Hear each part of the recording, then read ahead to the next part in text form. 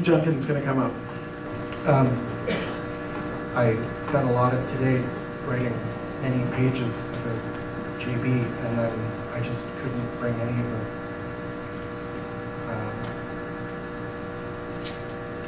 It really hit me hard when he passed, and I loved him very much.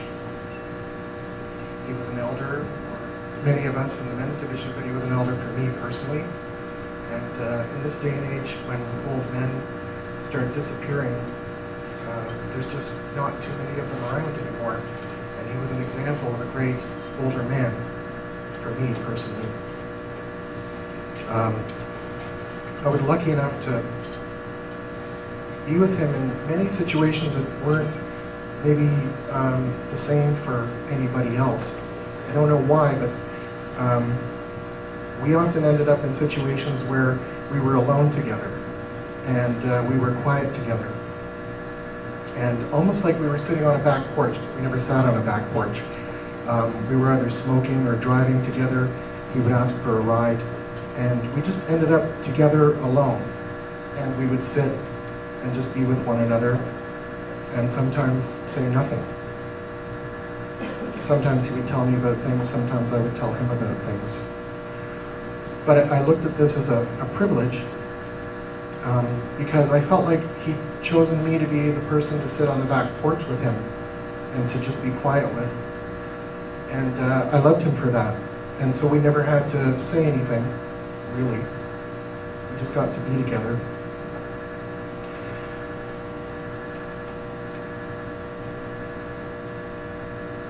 You know, and I look at his life, and I look at everything that we did together. We did a lot of work in the men's division.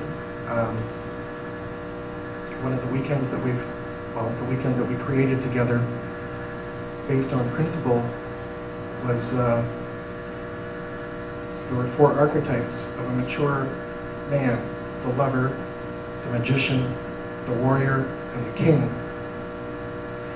And JB was the voice. We wrote words to actually read out at our weekends. And JB decided to be the voice because he had that fantastic voice. I wrote the words originally, and then he changed them because they just didn't work for him. So he became the voice. But in becoming the voice, when I look at his life, it's like he really was the voice. He embodied all of those archetypes. He was the lover. He loved everything sensual about life, all the experiences that you could have. He was the magician. He knew the inner workings of things. He knew how people worked. He knew how businesses worked. He knew how organizations worked. He could create that magic. He was the warrior. He always fought for a purpose. He always knew what the direction was and where he was going, and he always fought for the greater good. And, like men have said, would stand up behind them and push them forward as well. And lastly, he was the king. And one of the things that he said at the end of his reading as the voice would be, if you want to live in the abundance of a king, be prepared to give away everything that you have. And I saw JB as a man in the twilight of his life give away everything that he had to all that he loved. And everyone here has received that. That's why we're here. He gave everything away that he had to the people that he loved. And I love him, and I miss him. And I can't believe that he's not here, because I've just not been to an event for so long.